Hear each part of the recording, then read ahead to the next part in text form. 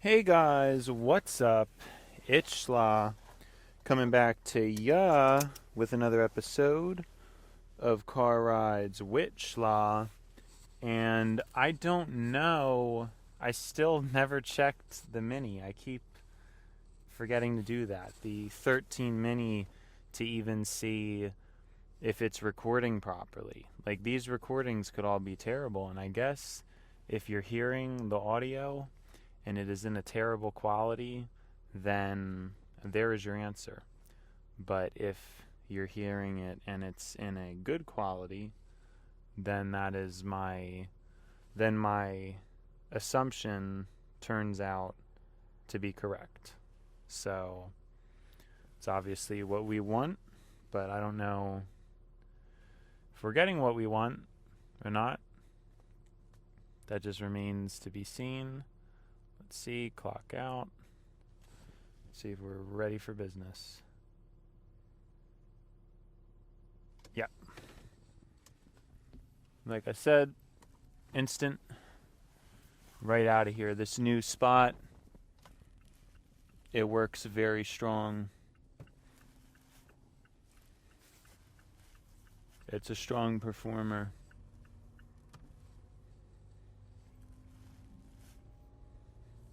I can't believe I hadn't been using it sooner, but I really like that new spot. We basically have like instant exit. So, yep. Today I actually thought was a pretty good day, like I said. For Monday, we definitely got through it pretty easily. I don't really have many qualms or like complaints about things, so yeah, it was for a Monday great. I don't really think there was any point during the day I was like looking at the clock or anything like that. Something I think is interesting, and I guess I didn't really consider this, but something I don't know if I don't think I ever talked about it recorded, but it was something I said in the past about how newer cars have these like gigantic roof pillars. I think they're called B pillars or something. I don't know why that is the name. I guess sort of makes the letter B or something, but I don't really know. I don't really understand that. But I think they're called B pillars or A pillars or some random name like that. And that they're very like chunky on these new cars, and they were ultra thin on old vehicles. So I was always wondering about that because it's so much better to have more glass and more visibility. And these newer cars are actually more dangerous because they have these giant roof pillars and much less glass, so you can't see as well. Now, I had assumed the reasoning for this was twofold. I assume it's actually cheaper to manufacture, and overall, like, there's like the structural rigidity of the car and things like that is actually like improved and stuff as a result of this. Like, that's my assumption, and I think I'm correct. Like, I'm pretty sure I'm correct in that assumption. That guy was just like a little bit quick, kind of dicey for like no reason. I assumed that was it. I assumed it was like a mixture of cost and I assumed it was a mixture of cost and like probably cheaper to produce. Less glass is probably easier on the manufacturing and stuff. I don't know. And the other thing was designing wise, like modern looking. Like, it kind of, I guess it almost looks better. I mean, of course, that part's pretty subjective, but I feel like it kind of looks better to have the thicker pillar. I mean, I don't really know, but it's almost like it gives it like a cozier feel when you're in it. It makes it feel like more like you're in a house or you're in some kind of secluded thing. So I had theorized perhaps companies do it to capitalize on that, because it's like a lot of people now, they basically live in their car. You want a car to be as like luxurious as possible, and presumably these thicker roof pillars would do that. They would kind of give it a more safe or comfortable feel. And so this was all my theories about it, but it turns out, as usual, I'm actually trying to apply reason where there may not even potentially be reason there. And the true reason is because of a rollover risk. So in an older car, if you rolled over in the car, you would die because, you know, the roof would just crash in on yourself. But these newer cars, if you did roll over, you wouldn't die because the pillars are sturdy enough to, I guess, support the weight of the car. And in a sense, I guess that makes a little bit of sense, but the problem is, like, I think it's really unlikely that you're ever going to roll over. That probably happens to a very small percentage of drivers. And I don't know, it just seems like kind of like silly to me. Oh, sorry. The other reason I had thought could be a reason is I assume that it modestly improved the crash test scores. Again, it's like a cost, like it's probably cheaper, and then in addition to being cheaper, it's probably again, like you're probably just going to have a better crash test if you have thicker pillars and less glass, you know? So when that is something like some people look at when they're purchasing a vehicle, you know, like they think about, oh, does this car, like I remember when I was getting the Mini, that's like something that they thought was kind of a concern, like, oh, is that car going to be safe? You know, my Mini Cooper. And so some people actually care about that. And so you're basically doing something that's, again, like it's actually probably saving you money, and it's giving you better marketability of the car. I'm pretty like assuming that is the case, like it's very likely that is, you know. So I just interesting. And again, as it turns out, the actual reason is much more stupid and less thought out. And it's just like with anything. I mean, I've done this so many times where like I'll see something and I'll think of a reason better than like the engineers or people who actually did the thing. And it's like, well, then shouldn't I be like an engineer? I should probably be a person designing these things, because I've thought about that with different UI features with YouTube or all these like platforms and stuff. It's like, I don't understand. There's like so many ideas. There's probably like YouTube workers secretly watching this video and getting pointers from me or something. You know, like I wouldn't be surprised if people are just stealing my ideas, because I really do think of a lot of better ways to do things that a lot of people just don't even think of. And it's not even like I really try. It's just like, this is like how my brain is. It's, I guess, what I do in a way. It's maybe to occupy myself, I guess. Like it's, you know, it's a way to, yeah, like occupy myself. I don't know. I don't really know what it means, but that's just always how my brain works. Like, and And so when you look at a society that is at this point, there's just so many problems. Like, I don't know. I mean, you can say there was always problems, but at this late of a stage, it's really bad, you know? And it's so painful to even like exist and operate when I know I should be working like a higher paid job. I know I should have been educated better, but because of the time period I grew up in, I correctly figured out that those things were not good. Correctly. Or that they're not panning out. Now, I was a little bit ahead of the curve, and maybe I would have been better off if I went to college, but it was almost like it was a destined thing, because I think I've talked about on the show, like, my mental state was like horrible.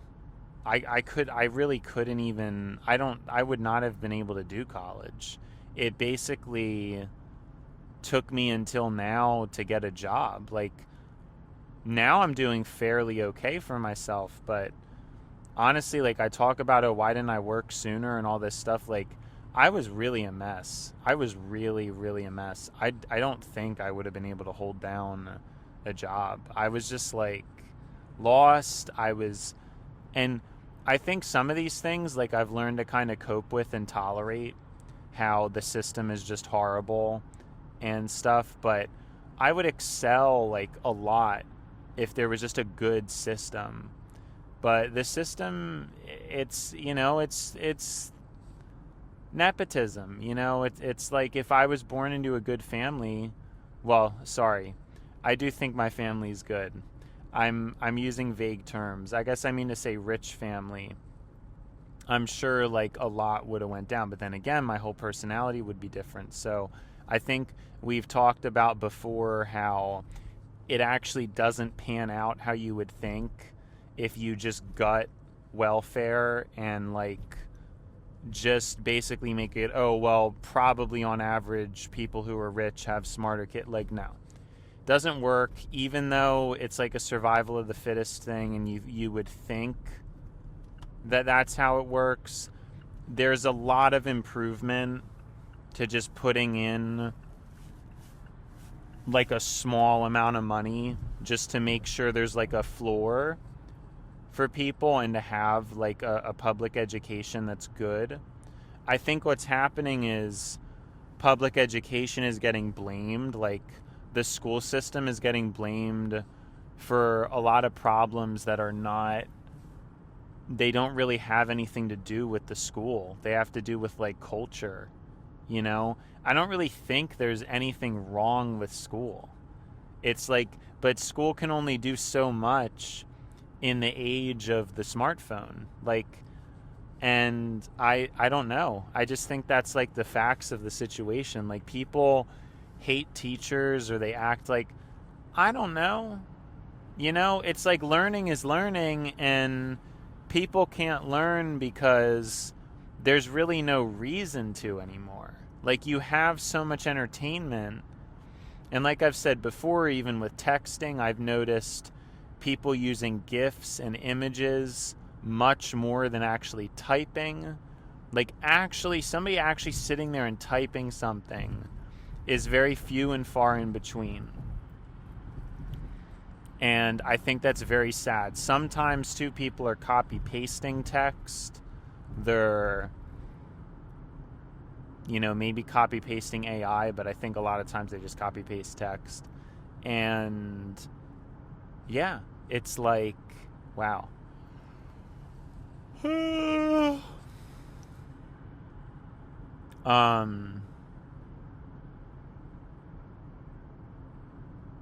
Yeah, I don't know.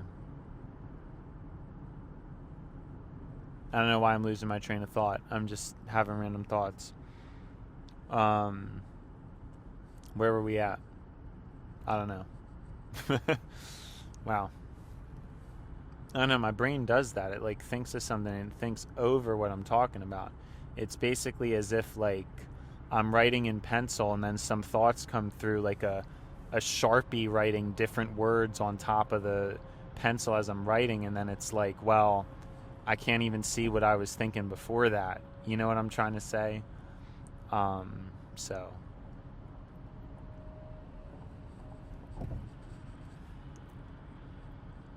but yeah, we were talking about school. So it's like school and people, it's not people's fault. Oh yeah, there's just no reason to learn. I mean, when I was a kid, like even toys or like things that you would do, like there was usually some kind of learning component. You really don't. I mean, they're probably finding that kids are developing differently or like strangely as a result of interacting with a phone as opposed to like actual toys and stuff, which is something I did a lot of. I mean, I played with toys a lot, and I really had like a lot of, I mean, all that kind of like Legos and all that stuff, and it's probably pretty good for the brain, or like, I don't know if it's the right word, but I know there's a specific word. I don't think it's dexterous, because like ambidextrous, dexterous, like a dexterity of a figure, like to say like an action figure had a lot of dexterity.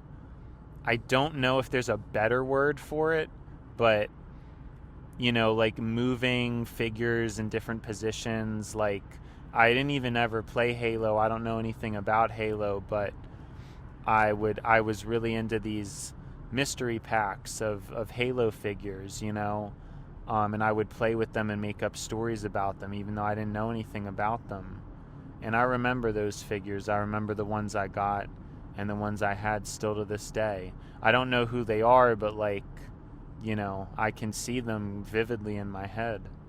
You know, I remember those figures, and they're lost, of course, which is really upsets me that that happened. But anyways, I'm sure, like, I'm certain that me handwriting in school and all that stuff has like altered my brain, right? Whereas if I was younger, because sometimes I kind of wish I was younger, because I really feel like my brain, like, it wants to live in the future.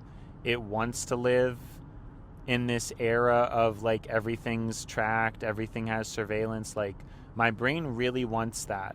And I've had to live through like a lot of, you know, unappreciation, because like I said, I kind of grew up in the age where like being a nerd was still like kind of lame. And then things really changed now, where I feel like now, like, if you're nerdy, that's kind of cool. And the people who are nerds, like, they're not really weird anymore. Like, a lot of times those are kind of the popular people. Like, it's weird, but when I was growing up, it was still kind of that old Americana of, you know, oh, that guy's a weirdo, that guy's a loser. And so I don't think I was really that, because like I obviously am not like that awkward or weird, but I fit the nerd stereotype, you know, obviously. Of course, though, after I grew my hair out, now nobody thinks I'm a nerd anymore, but when my hair was cut short, everybody thought I was a nerd. And yeah, I don't know.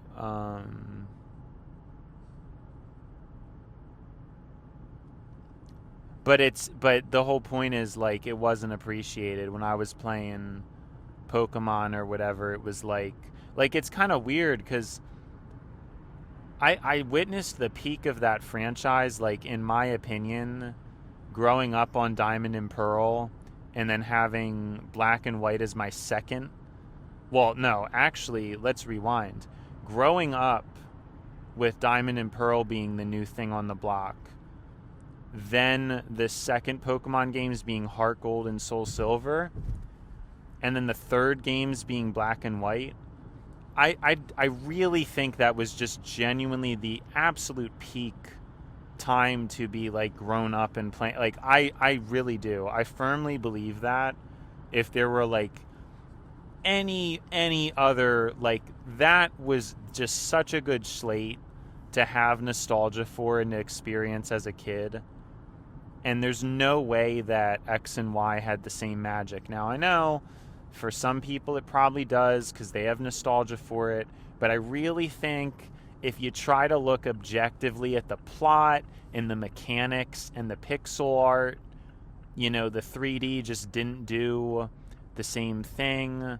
And I think it even does, it's like different for the brain. I think I mentioned this before. I firmly believe that like exposures to those sprites, there was something about that, and I think Gen 3 is okay. I think Ruby and Sapphire were okay, and like Fire Red and Leaf Green were okay, but Diamond and Pearl definitely got a lot deeper with things, and I think that was very reflective of like my generation, honestly. I really do, and I just don't think Ruby and Sapphire were like as crazy.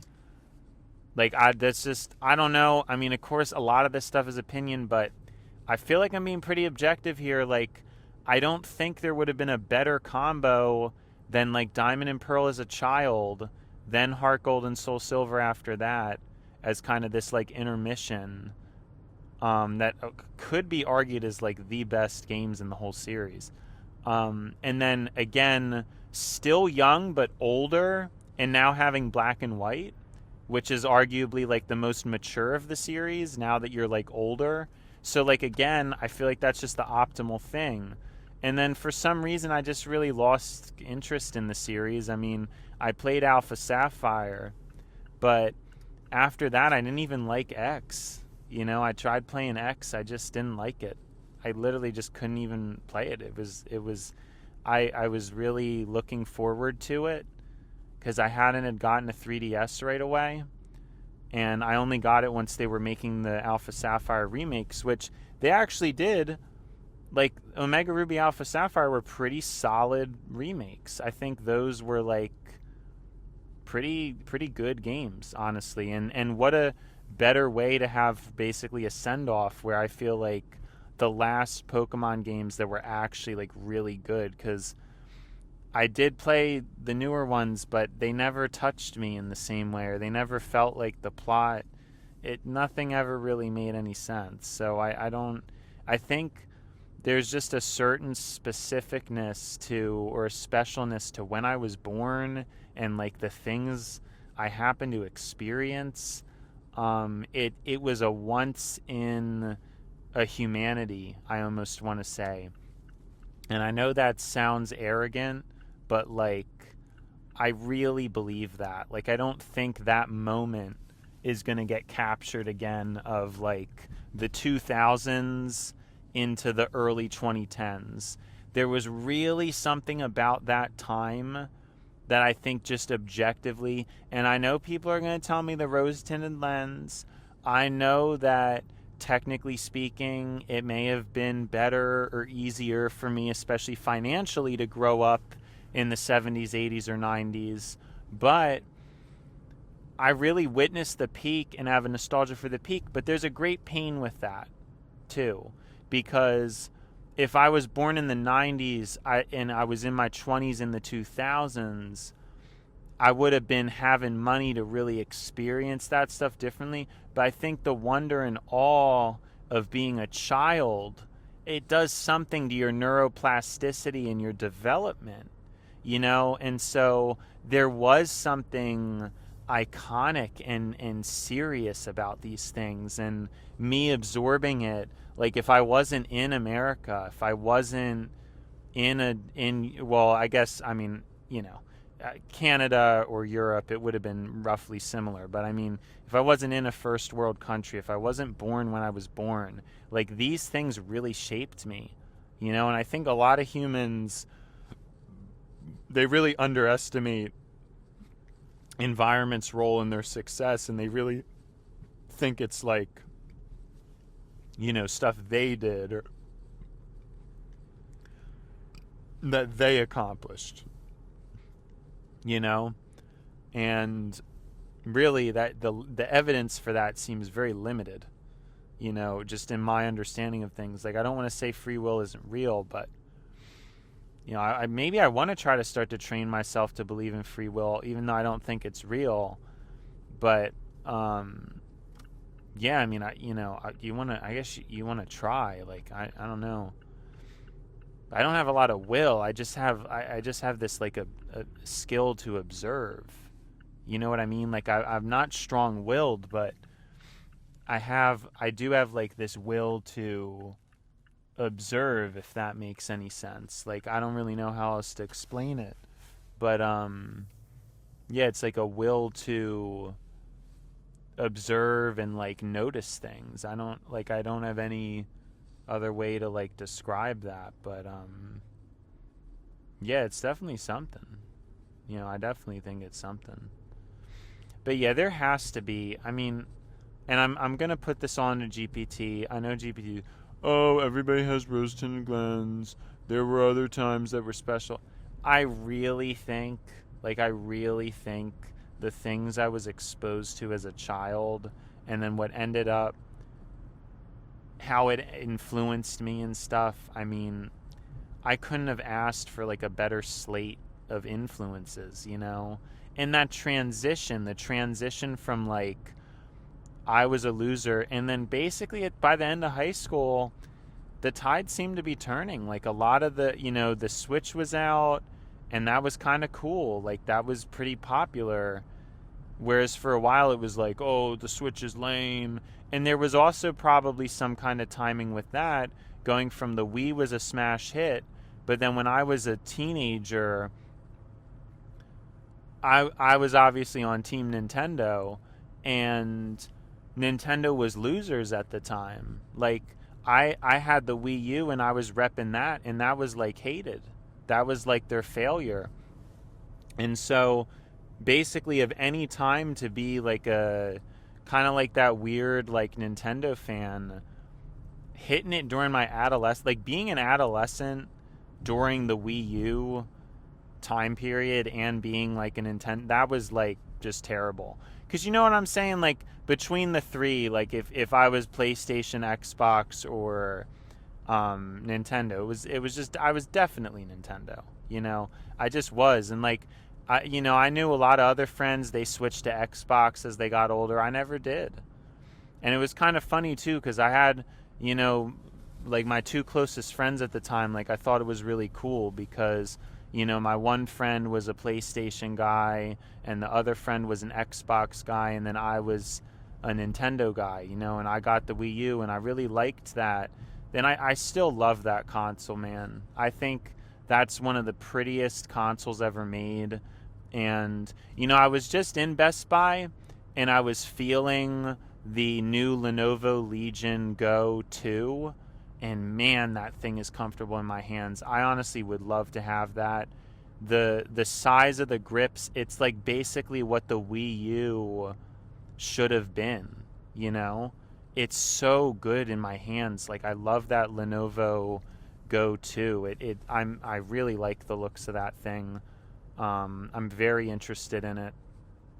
Again, I don't know if the first one felt like that, because I don't remember. I don't think I ever felt it, but I was in Best Buy when I bought my 5070 Ti, and I always love to look. I love Best Buy. That's easily my favorite store. Which, I mean, probably goes without saying, but there it is in canon. And I loved the feel of that thing. Most things, since I have big hands, they don't fit right. That thing was just about perfect. The Wii U, it has a lot of potential, but I do have very big hands, so it's kind of small.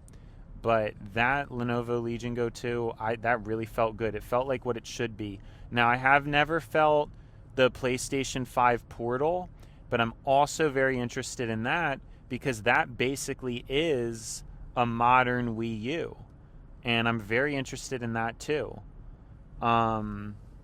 So yeah, there's like a lot of things. I don't know. I'm just like, there's a lot of cool things right now. I don't know what else to say. But yeah, I'm saying with the timing of things, like, there's no mistake. The people who were Nintendo fans during the adolescence and we had to deal with the 3DS and the Wii U, I mean, that was like a dark moment. it was right after like the best time. Like, I kind of wonder, I mean, you probably would have been made fun of during the same time period, like if you liked the Wii or the DS, but that was like very much more penetrating into pop culture. You know, like that was like, I feel like you would have been less made fun of. But then during like the PS4, Xbox One, and Wii U, like nobody cared about the Wii U. And you were weird for that, you know? And then I really got less interested in gaming. And the Switch, the quality of the games, I think, went downhill, or it was like the same thing. Like the Pokemon games on the Switch, definitely worse. I think that really is just universal. And then it just had a bunch of Wii U games ported over, but everybody loved the Switch. And by then, like, I wasn't really into gaming that much anymore. Like, I had kind of started getting into, I wanted to learn, and I was more interested in like learning, and in researching things on YouTube, and I was getting more into religion and things like that. And then didn't even care anymore. But at that point, now the Switch, like, it's not so weird. It's actually like, and now it probably still is a little bit, like it's probably a little bit cooler to have a PlayStation or an Xbox. But the Switch, it's pretty competent. It's pretty cool. Like, it's not, if you're like an adolescent and you're a Nintendo, now it kind of seems like Nintendo is a heavyweight. They kind of are. They have their value, I think, has definitely only gone up. Pokemon's value has only went up, since when I was a kid. Like, it became a lot more popular and a lot more normal. It's like the most, one of the, I think it might be the highest grossing franchise. I'm pretty sure. Like, with all the merchandise and stuff that they sell for it, it really fit perfectly within the internet. Just like this idea of like a bunch of different characters and all the art, and how like commonplace art and drawing became and stuff. Like, it really was like ahead of its time. Like, Pokemon was so ahead of its time. And then obviously Pokemon Go is a terrible game, but it hit a chord with like the broader society. See, it's just so interesting to think about this stuff. But like I said, the way I'm able to speak on these things, what I've experienced, the time I was born, the confusion I've went through, the pain that I've went through, this is no mistake. I don't think that this is random, and I do think that certain people, maybe they're meant to tell a perspective. They're meant to be able to see things a certain way or something, and I'm taking up the mantle as being a representative for, like, maybe like every year there's one human born who is basically the spokesperson for a generation, and it's each year there's like a representative. I'm that guy, or I'm probably a good candidate. But of course I'm over exaggerating and being like a little bit silly. I'm really not that arrogant. But I think in principle what I'm articulating makes sense. Anyways, it's been Schlaw, and now it's time to buy Schlaw. So, see ya, Schlaw.